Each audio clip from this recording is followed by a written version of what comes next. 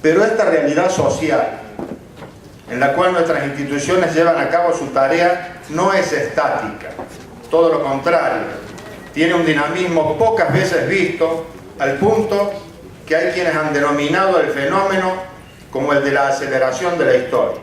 Para una institución ombudsman, estar presente en la conciencia de la sociedad civil y tener su reconocimiento, su respeto y la legitimidad en su trabajo es una constante diaria que se debe estar conquistando y reconquistando. La pregunta no es si debemos tener a las acciones sobre las políticas públicas entre nuestras prioridades, sino para qué y cómo gestionamos y asumimos esta tarea de competencia. Se trata de una etapa de permanente cambio en lo social, en lo político y en lo jurídico. No nos vale con decir venimos de tal ley o procedemos de tal ley o estatuto. No, tenemos que demostrar nuestra valía.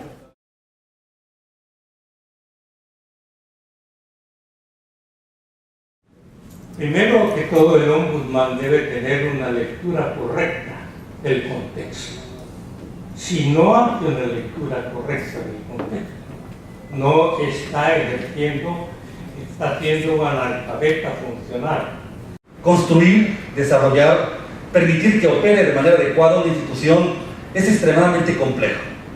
Se requieren años, décadas de maduración para que ésta pueda dar los resultados que tiene previsto en el marco jurídico, en su diseño.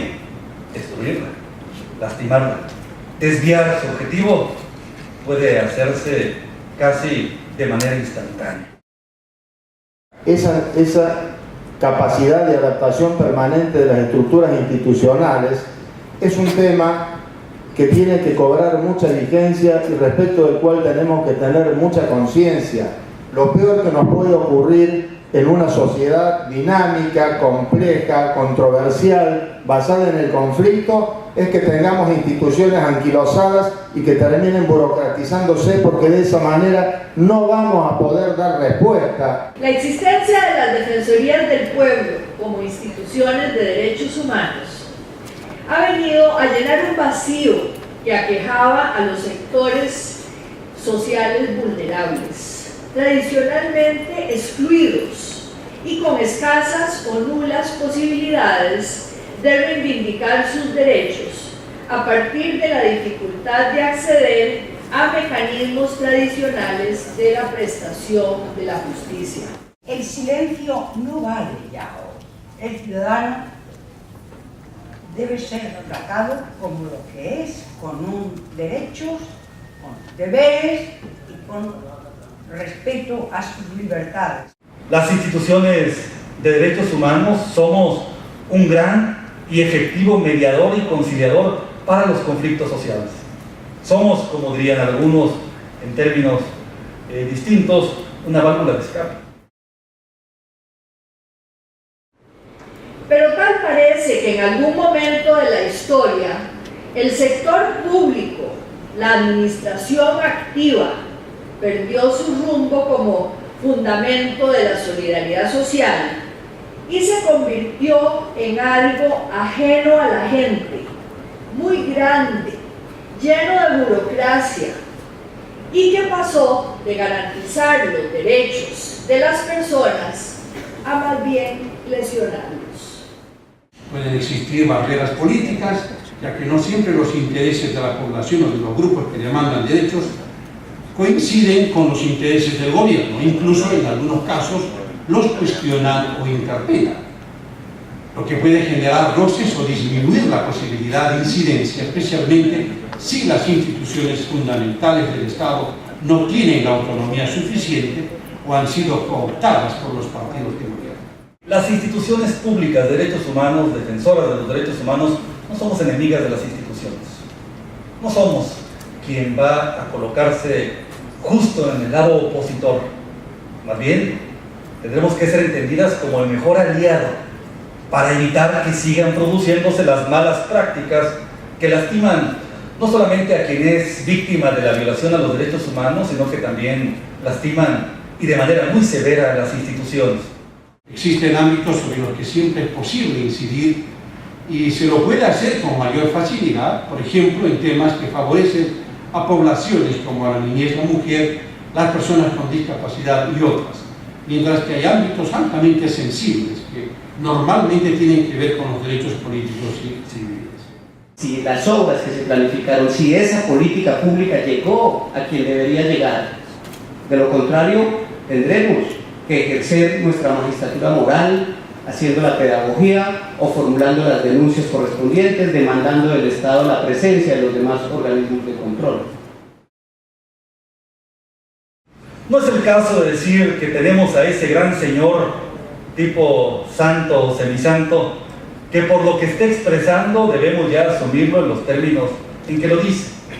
Debemos más bien estar convencidos de que la magistratura de opinión, de influencia o bien la autoridad moral deriva del sustento adecuado a los pronunciamientos que estemos vertiendo.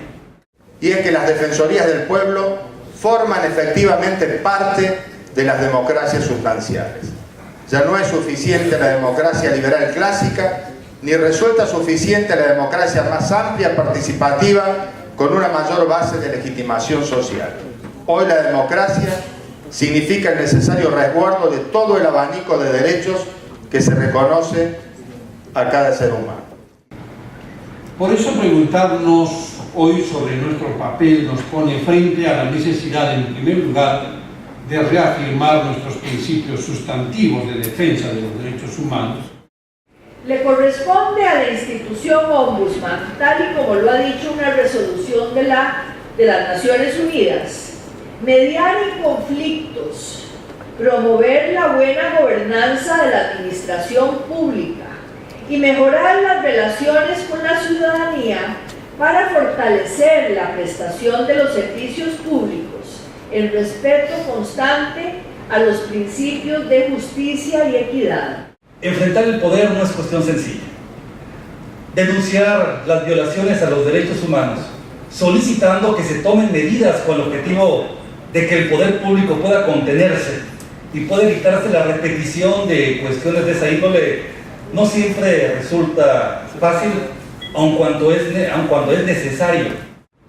Y muchos me han escuchado decir que humanicemos el trabajo,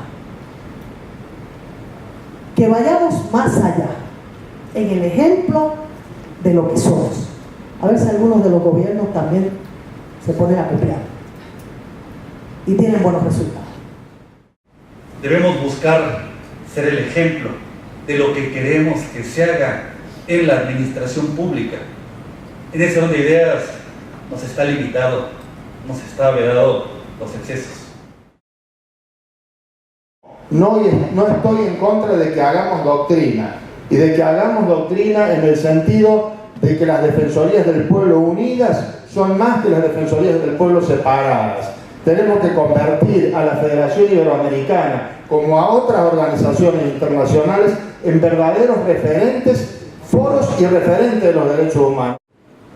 Porque el tema de las políticas públicas se ha malinterpretado, sobre todo en las grandes democracias, y no queremos que los países en vías de desarrollo como nosotros copiemos esos ejemplos.